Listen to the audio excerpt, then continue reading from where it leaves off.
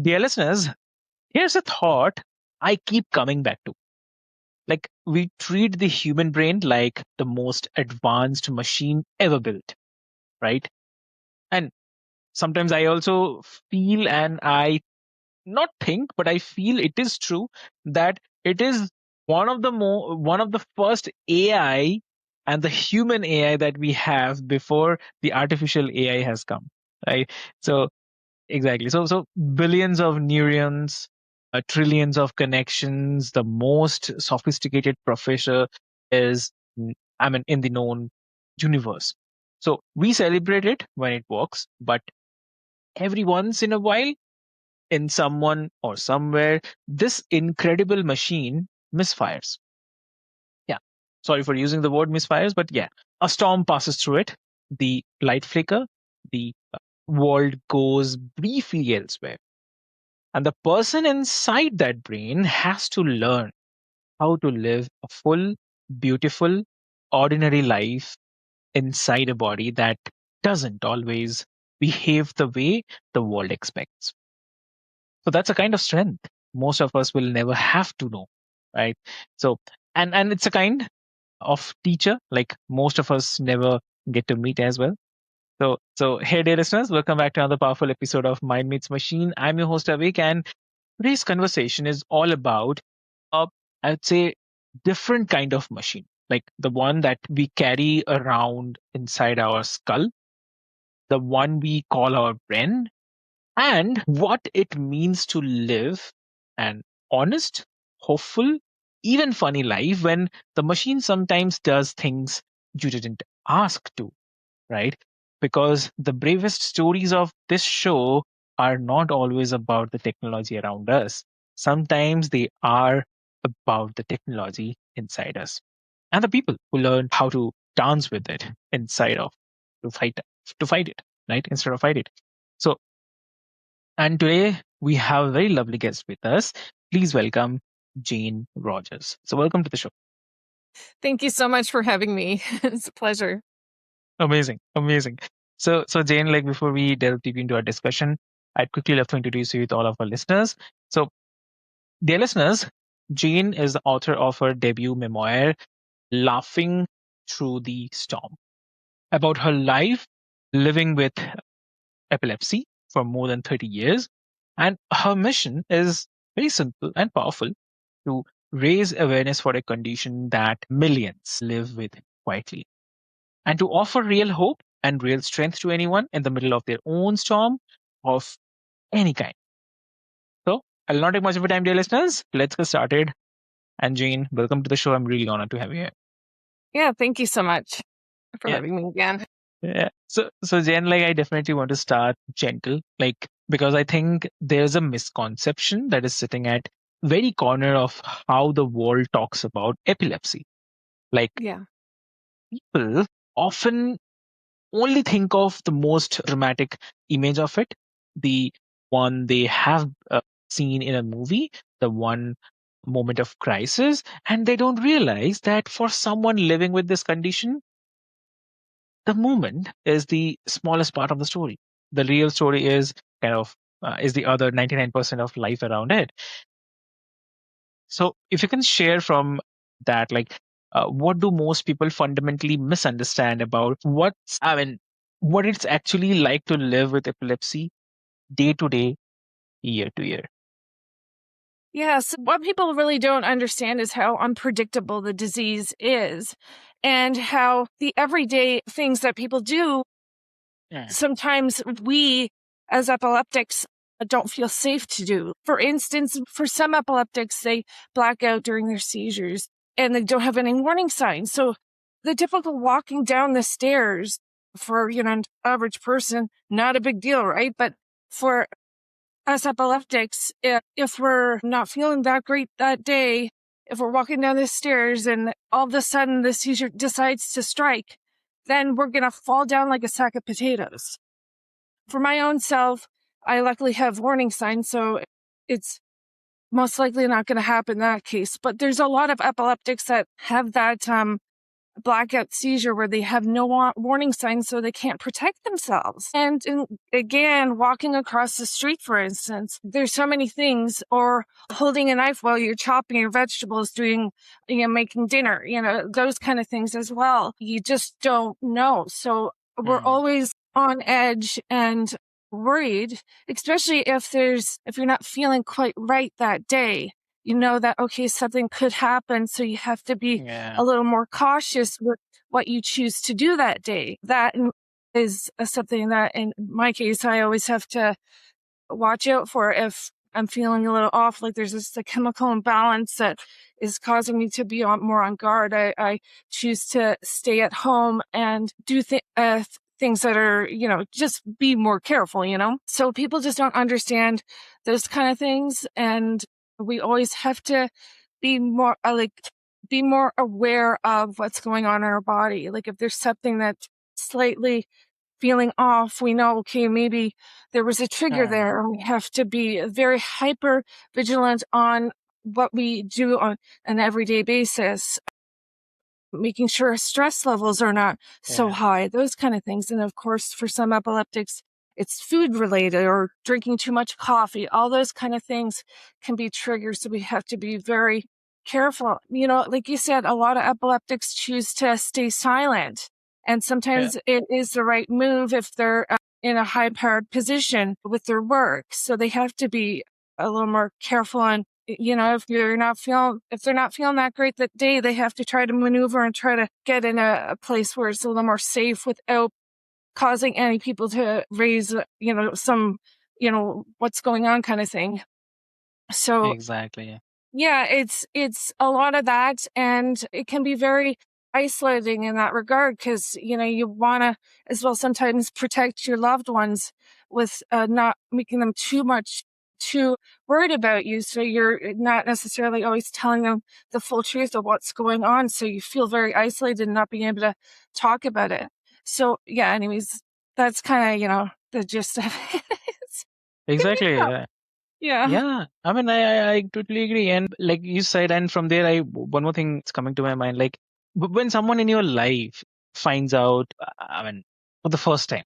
So Mm. what is the look in their face? Like even, I mean, you have seen the most, right? I mean, the kind one and the not so kind one. I mean, When I tell when I first tell somebody that I have epilepsy, they tend to be actually a little more was surprised that I actually was honest about it. Seriously, it's true. yeah, Like I mean, it took a long time for me to be more comfortable with being honest right away, but for the most part, people are surprised for starters that I was honest about it right off the bat. And then generally, they're more curious afterwards to understand it a little more. Sometimes when people hear, I mean, depending on the person, there's a lot of misconceptions about the disease. So sometimes people will, when they find out I have epilepsy, they have talked down to me like I'm a child because they think, oh, well, she has a disability. So right away they think that. And, you know, I stayed silent about that for a long time, being very angry about that kind of thing. But I decided at one point, I'm like, okay, it's getting in the workplace. I had to stand up for myself and say, hey, in a respectful way, confront them and say, do you realize what you're doing? And then once I made them aware of it, they felt completely mortified and embarrassed about their behavior. And they changed completely just like that. And I almost got their respect for being quite honest and upfront, just standing up for myself. yeah, Sometimes you need to do that because some people, some people they do it purposely to, talk down to you and so forth. They're not necessarily the best people, but for the most part, people are they, they have the misconceptions and they really don't realize what they're doing. And they just need to be told, hey, that's not okay. Do you realize what you're doing right now? And then they'll change their ways, but you have to I've learned that I have to be more, I have to stand up for myself more, you know, in that regard. exactly true. And yeah, I mean, that tracks because I think the world has been trained to see the Caesar and miss the person. And what you are naming is that you have spent 30 years being a whole, complete human with a career, with relationships, with a sense of humor, with a story. And epilepsy is one chapter inside that, not the cover of the book. So the fact that your memoir is called Laughing Through the Storm, it tells me everything that I need to know about which one you decided to lead with. That's definitely really, I'll say, beautiful place to start. And also, if you get a bit deep into this, like, because 30 years is a long time, and you were not a child when this began, and an adult by the end of it. You were one person who slowly, season after season, learned how to be in a relationship with a body that sometimes did the unexpected. So if you can share, like, what's the deeper and the quieter thing this condition has taught you about being human, like not the slow one, but the one that took you years to actually understand. Well, for starters, it took me some time for me to, I guess, accept the condition for starters, because for many years, and I know a lot of epileptics have issues with accepting their conditions, but it's not just like accepting it. Oh, I'm going to be an epileptic for life, but it's about accepting where I am at and maneuvering around it so that I could still live a fulfilling life. Hmm. And, it's taken some time with that, but now I feel I'm in the right spot because I chose to, speak out about it and start, making people more aware of it, and also to help myself too at the same time. It's taken some time for me to do that, but I am happy where I'm at now. And I know I've been seeing some improvements with myself too. It's been a very rocky road with that sort of thing, but I know that I'm on a good path.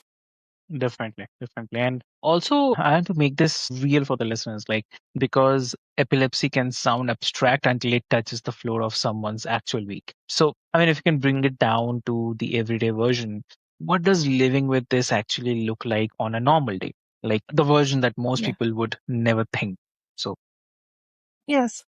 Okay, so for myself, I basically wake up with migraines every day. It's constant ache in the head. So and with taking all my medications, I feel I get the grogginess every day, like the if cloud over the brain. So in terms of functioning very well, it can be very difficult, like, especially when I was in school, like the every day trying to wake up and do math and it's like with the cloud over the yeah, brain. It's very difficult. So constantly dealing with that every day, and then the aches and pains. Also, always being very aware of what's going on in my body to see if there's any triggers that I can see so that maybe I can avoid and further down the line. I've been lucky enough to find somebody, my husband, who has been very supportive and basically took on the role of the breadwinner throughout our marriage, and to try to eliminate a ton of stress, because stress was obviously a huge trigger for me.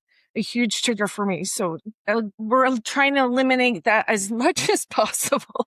The everyday, it can be tough in that regard, especially migraines, because migraines, then you're dealing with, if it's somebody who's has a regular 9 to 5 job, dealing with the migraine every day, you're barely functioning very well. So it can be tough with that kind of thing. Sleep is very important. So the sleep routines. So on an everyday basis for myself, I always try to get at least 9 hours of sleep. Like I do not get up early in the morning. I'm an morning person. Oh my God, no. So sleep is very important. And with taking all this medication, they have the same side effects of sleepiness, grogginess, migraines. It's all the same. And then when you're doing, like I take 3 or 4 types of medications, they're all the same. So I'm going to get the same kind of side effects. So it can be tough, because if you're trying to focus on something, a task or whatever it is, it can be challenging when you're dealing with a brain like mine with all those Yeah. medications and stuff. It's not easy with that stuff. You want to be on less medication, let's put it that way. Exactly. Exactly. You want to aim for that. Yeah. Definitely it will be, and definitely everyone loves it. I mean, who wants to have medicine? I mean, unless it's very much, what to use the word, unless it's very much problematic or very sincere or very sensitive issue. So yeah, Yeah. Yeah. exactly. Yeah. And yeah, like, and the things like people closest to you do actually help. The small things that don't look like much from the outside, but mean everything. So what are those? Anything that you can say? Well, I would say growing up, like with my parents and so forth, they on the everyday basis, they were like taking so many notes about everything that was Okay. going on with me. Anything that was odd behavior, they would take a note of. And of course, the days I have seizures. So bringing that to the doctors so that they could help me even more. So they were constantly doing all that sort of stuff and trying to make my life as easy as possible, less stress as possible. Now, like with my husband, he takes on a lot of responsibilities, and we're like I said, he's the breadwinner, so he's always doing that. Since I can't drive, he generally is going out and doing the groceries and things like that for the bigger loads anyways, because Yeah. I can't drive, so it's like either take the bus or take an Uber or walk down if it's nice enough to do so. But he's chosen to or wants to try to alleviate all that sort of stuff, the stress for me. So he's taken on those roles that sometimes you want to do a lot, do more, or even a workload. But for myself, sometimes it's just not as accessible for me to be able to go and do those just simple tasks. So he's been amazing in that regard. He's taken on a lot, but I've also given him a lot of support with his endeavors, and so we're a good team that way, or a very good team that way. Exactly. That's really lovely. And also, like, I want to talk about your book now, because I think the choice to write "Laughing Through the Storm" says as much as anything in it. Most people, after 30 years of carrying something heavy, would either write a serious medical memoir or just stay private and move on. But you choose neither. You choose laughter inside the storm. Hmm. So if you can share, like, why laughter? I mean, of all the angles, like, what does Hmm. humor give you that no other tool can? Well, it's always just been the best kind of coping mechanism for me. Uh-huh. And it really took a huge play in my life in my early 20s when I started to dislocate my shoulder. It was a very dark time. And like my parents and I, like, we went down to Blockbuster, and like at that time, like the VHSs were becoming extinct. So they were having like a $2 sale on all these comedy movies.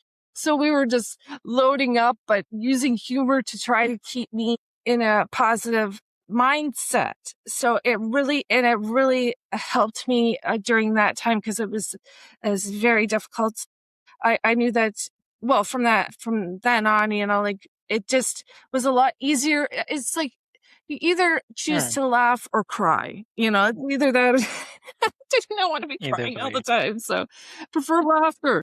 It's a lot easier for me, and I try to keep things light because things at times have been very heavy, and it's not fun to just be down on yourself all the time like that. So I choose to see the light when there's darkness, and always, like, whenever I'm having seizures, like, what I try to, I have a, like, oh well, this seizure was Mhm. easier, so thank you for that. Yeah. Instead of being negative about it, because unfortunately with my brain, like, I mean, when it gets so on fire, it needs to have that seizure. Yeah, I always hope it's going to be an easier seizure than others, and when it is an easy seizure for me, then I'm grateful for that at the very least. laughter has been the best tool in my tool belt because medications have not worked for me. I'm one of those Yeah. 20 or 30% of people who do not react well to standard epilepsy meds. So, yeah, unfortunately. But yeah, laughter, like I said, in my early 20s, oh man, did I ever need that. It got me through it. It got me through that time because it was so tough. Yeah. Yeah, yeah, I totally understand. And because from your experience, because I want listeners to learn, obviously, what we discussed today is something, it's a great lesson to learn from because as I mentioned earlier also, 30 years is a long, and many people could have left, or I mean they didn't thought of that there is a hope also, right? But you overcome this, and you came up with a very great way of laughter. So that is a great way of learning. So from there, if you can just give one concrete suggestion to all our listeners today, what that would be? So one concrete lesson. Yeah, lesson suggestion. Yeah. Well, for anybody who's oh god,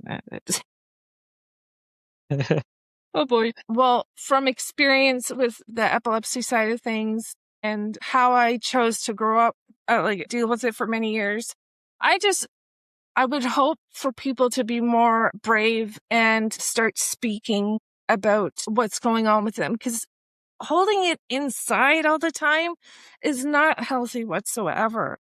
And more often than not, when you start talking about this sort of stuff, there's going to be somebody else beside you who's going to be like, oh my God, yeah, I can totally relate in some regard.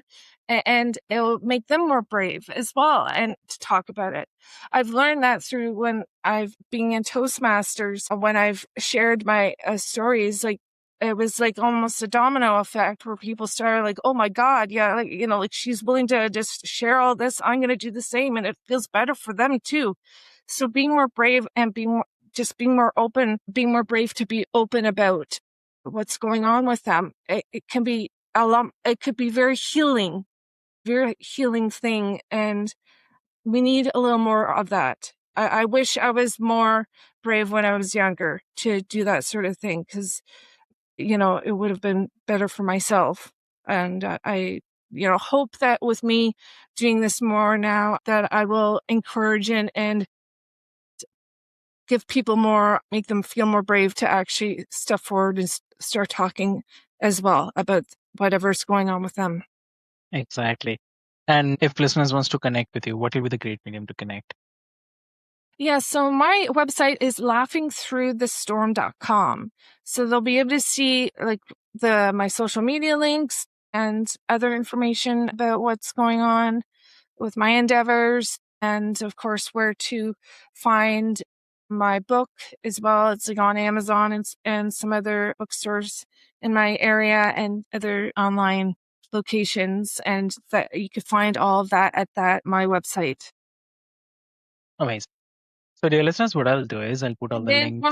one more thing as well. Yeah. All my proceeds of my book are being donated to the Epilepsy Ottawa organization. So has always been a purpose-driven project for me to help others and to help this wonderful organization. Exactly. Exactly. So dear listeners, what I'll do is I'll put all the links, details, everything into the show notes for easy reference. And thank you, Jane, for sharing your perspectives, your knowledge, your experience. And genuinely, there's a softness and strength sitting next to each other in the way that you tell your story. And that combination is rare. So I think definitely a lot of people listening just felt less alone. And that's the highest thing any conversation of on this show can do this, right? So for everyone who is listening, or maybe you'll be listening later as well, if something here moved you, sit with it for a moment before you move on. And if you know someone living with epilepsy or any chronic condition or any battle they don't talk about much, then share this with them. Sometimes the bravest thing is the person can hear is someone else got through this in their own way, and they made it out with their spirit intact. So Jane just gave us and gave that a lot of people today. And with this, hope, dear listeners, this is your host Awake, and this is my Meets Machine. We will meet you back here soon. Until then, be gentle with the storms inside you. Don't last forever. Thank you. All right.